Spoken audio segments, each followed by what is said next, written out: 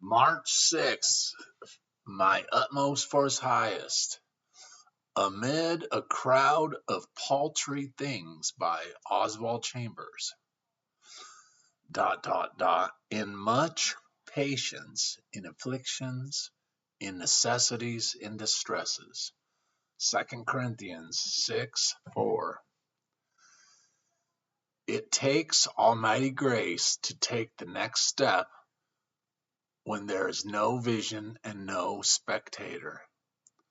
The next step in devotion, the next step in your study, in your reading, in your kitchen, the next step in your duty, when there is no vision from God, no enthusiasm, and no spectator.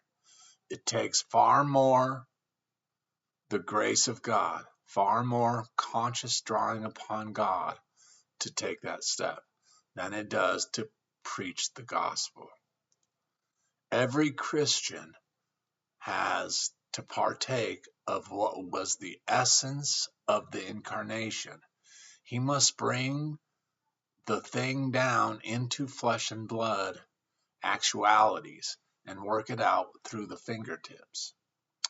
We flag when there is no vision, no uplift, but just a common round, the trivial task.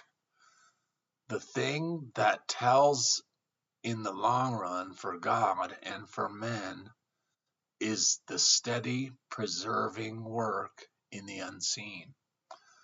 And the only way to keep the life uncrushed is to live looking at God.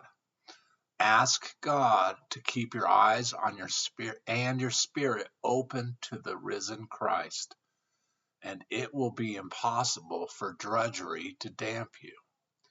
Continually get away from pettiness and paltriness of mind and thought out into the 13th chapter of St. John's Gospel. Deuteronomy 1 and 2, and Mark chapter 10, verses 1 through 31. Wisdom from Oswald. God does not further our spiritual life in spite of our circumstances, but in and by our circumstances. God bless.